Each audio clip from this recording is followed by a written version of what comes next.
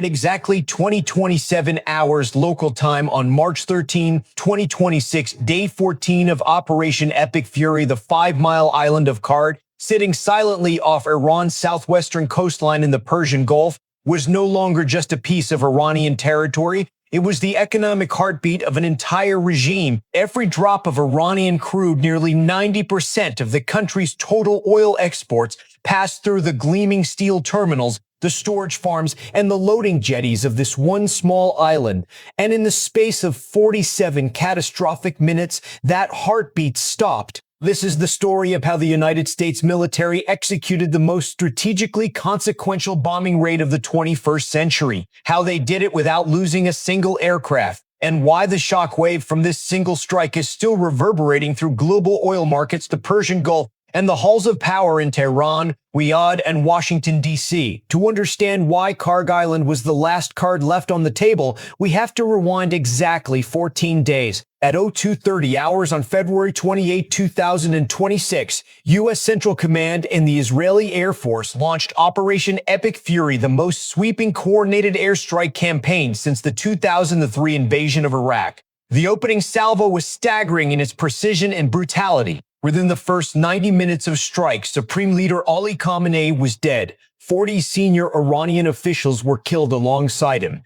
The heads of the IRGC, military intelligence, and the SPND, the Organization of Defensive Innovation and Research, were eliminated simultaneously. Iran responded the only way it knew how. Within hours, the Islamic Republic unleashed a torrent of ballistic missiles and suicide drones across the entire Middle East theater. Over 500 ballistic and naval missiles, nearly 200,000 drones. The targets: American military installations, Gulf state infrastructure, and the Strait of Hormuz, the 21-mile-wide chokepoint through which 21% of the world's oil supply flows every single day. Iran's message was not subtle. Close the strait, collapse global energy supply, force the West to blink. For 13 days, the Gulf Air Defense Networks held barely. Bahrain alone intercepted 114 missiles and 190 drones. Saudi Arabia destroyed 38 drones in a single 24-hour period. The UAE watched Iranian projectiles slam into the area surrounding Dubai International Airport, one of the busiest aviation hubs on the planet, sending airline schedules into total chaos. In Kuwait, debris from intercepted drones knocked out 6 high-voltage electricity transmission lines. The Gulf Cooperation Council's Integrated Air Defense Architecture THAAD batteries,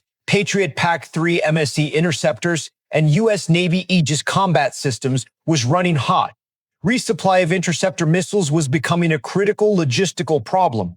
And then came the announcement that changed everything.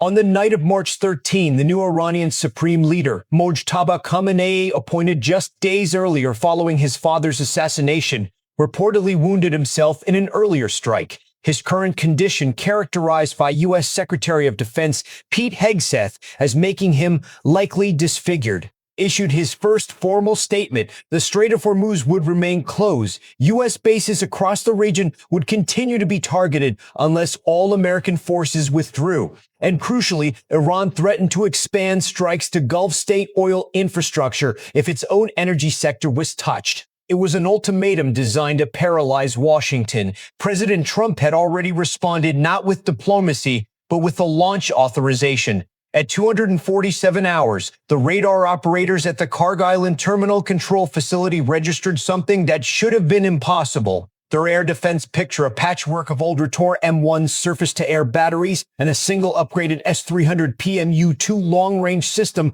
went dark.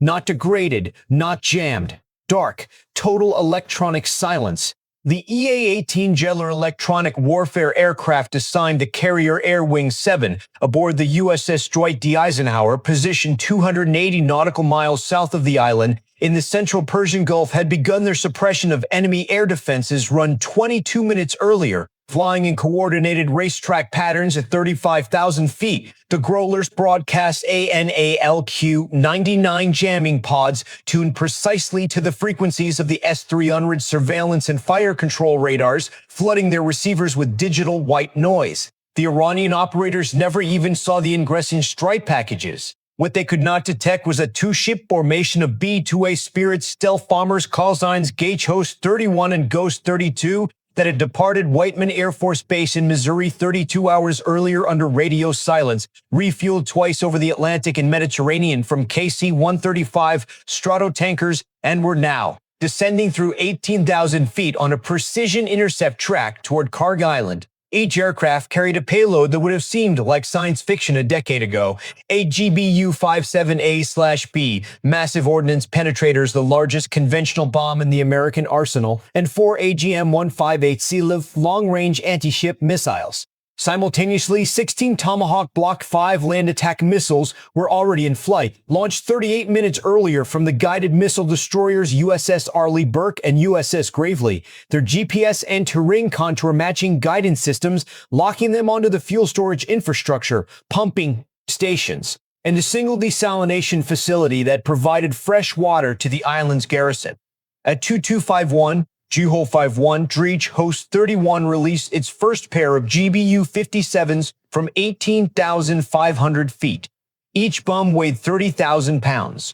Each was designed to penetrate 200 feet of reinforced concrete before detonating. Kharg Island's military command bunker, hardened against conventional munitions during the Iran War of the 1980s, was targeted first. The ground shook with a force that was recorded on seismographs as far away as Bushehr, 150 kilometers to the southeast. 4 seconds later, Ghost 32 commenced its own release sequence targeting the island's military radar installation, its coastal defense missile battery positions, and the covered dock facility housing fast attack craft. The Tomahawks arrived 90 seconds into the engagement sequence, their terminal phase maneuvers confirmed via satellite data link by E-8C JARS airborne battle management aircraft circling above the Arabian Peninsula. The storage farm, 23 massive cylindrical oil tanks holding 11.5 million barrels in reserve, absorbed direct hits from 7 warheads in rapid succession. The resulting fires could be seen from 80 miles away. At 2:25 8 hours, President Trump addressed reporters from the White House residence. Moments ago, at my direction, the United States Central Command executed one of the most powerful bombing raids in the history of the Middle East and totally obliterated every military target on Kharg Island. He then issued a direct warning to Tehran if Iranian forces continued to blockade the Strait of Hormuz, the oil export infrastructure itself, the terminals, the loading jetties, the pipeline heads would be the next target. Meanwhile, the crisis was simultaneously metastasizing across the entire Gulf theater. At 2315 hours, Iranian forces launched what analysts would later classify as their largest single drone wave since the war began. Hundreds of Shahed 136 and Shahed 238 loitering munitions, the latter a subsonic jet-powered variant capable of 350 kilometers per hour, swept out from launch sites along the Iranian coastline and from IRGC maritime vessels. The targets were distributed across 5 countries. U.S. logistics hubs in Qatar, fuel storage at Al Udeid Air Base, the Erbil International Airport in Iraqi Kurdistan, which had already absorbed multiple earlier strikes targeting the U.S. consulate complex, civilian and military aviation facilities in Bahrain, and in a brazen escalation, further strikes targeting the Dubai International Airport approach corridor. The U.S. Army's newly deployed 10,000-unit Merops interceptor drone network, a network swarm of counter-UAS platforms rushed to the theater just days earlier, activated in layered defensive engagement zones. Small quad-rotor interceptors, directed autonomously by an AI-managed C2 node at Al Dhafar Air Base, began systematically culling the incoming Shahed swarm at ranges of 3 to 12 kilometers. But the math was brutal. Swarm saturation tactics are designed precisely to overwhelm fixed-capacity interception systems. For every drone the Merops network destroyed, 2 more were crossing into the next engagement ring. The strategic picture unfolding across the CENTCOM Joint Operations Center in Qatar was of a conflict that had reached what military planners call the culminating point, the moment when the attacker's momentum either breaks the defender or exhausts itself completely. Iran had, per its own state media, already expended over 500 ballistic missiles and 2,000 drones in 14 days of war. Iranian analysts studying the declining rate of missile launches from the first to the second week of combat assessed that Tehran was rationing remaining high-value Shahed 3 and Khyber Shikan ballistic stocks, husbanding them for a final escalatory salvo if U.S. ground forces were ever introduced into the Iranian theater. The crash of a U.S. Air Force KC-46A Pegasus refueling tanker in western Iraq, all 6 crew killed. The aircraft not hit by hostile fire but brought down in the unforgiving conditions of a wartime airspace saturated with electronic emissions added a grim human cost that no press briefing could fully obscure. The tanker's loss was a stark reminder of what military planners call the friction of war. The reality that in a high-tempo, multi-domain conflict, losses come not just from direct enemy fire, but from the cascading stress on systems, personnel, and machinery that is the invisible tax of sustained combat operations. As dawn broke over the Gulf on March 14, 2026, day 15 of Operation Epic Fury, the strategic balance had shifted in ways that would take weeks to fully comprehend.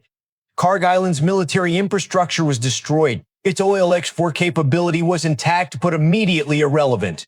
No tanker captain was willing to approach Iranian waters. The Strait of Hormuz remained closed, its surface sowed with Iranian naval mines and patrolled by IRGC fast boats armed with C-704 anti-ship missiles. Brent crude had surged 41.5% since February 28. U.S. retail gasoline prices hit $3.63 per gallon, a 22-month high.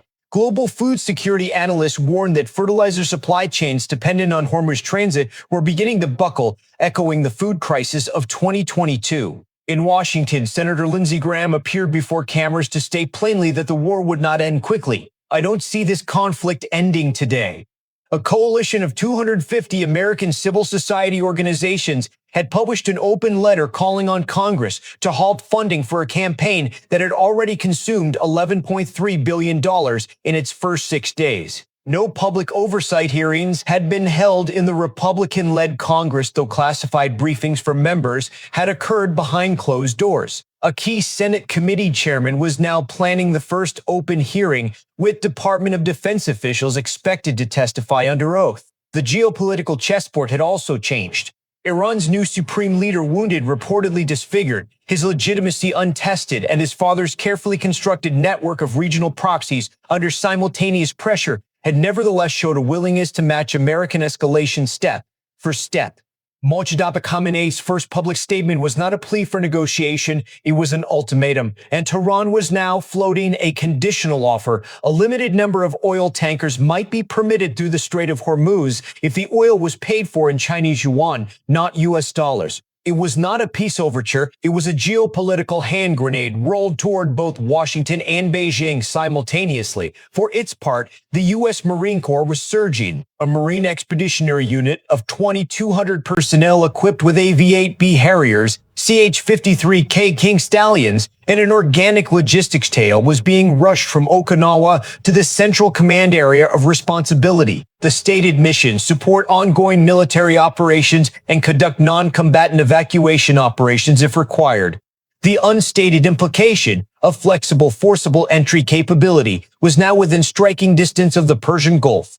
The question hanging over every command center, every intelligence fusion cell, and every allied capital in the region was no longer whether the war would end. It was whether either side had a workable theory of victory before the strategic architecture of the entire Middle East was irreversibly altered.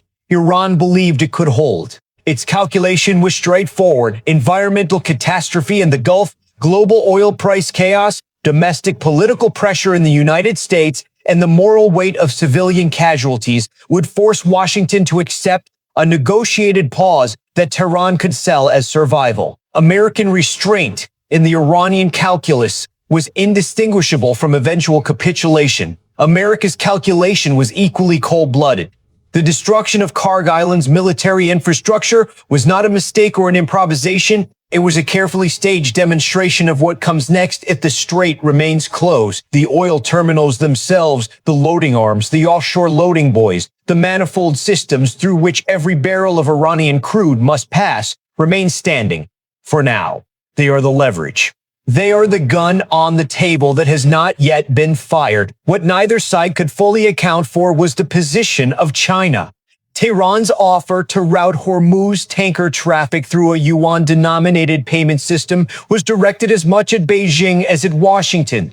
If China, which receives roughly 40% of its crude oil imports through Hormuz, were to begin openly backing Iranian oil sales in yuan, the entire dollar-denominated global energy architecture that underpins American financial dominance since 1975 would face its most serious structural challenge. In half a century, that is not a military problem, that is a civilizational one. This is what a 14-day regional war looks like when it is fought at the intersection of nuclear deterrence, global energy markets, drone swarm warfare, and generational geopolitical rivalry. This is not a crisis. This is a restructuring. What would you do in the Oval Office right now? Comment your answer below, because the next decision made in that room may determine whether the next chapter of this conflict is written in diplomacy or in fire. Stay sharp. Stay informed. Because in a war where the front lines stretch from Tehran to Dubai to the bottom of the Persian Gulf, the distance between observer and participant is shrinking faster than anyone expected.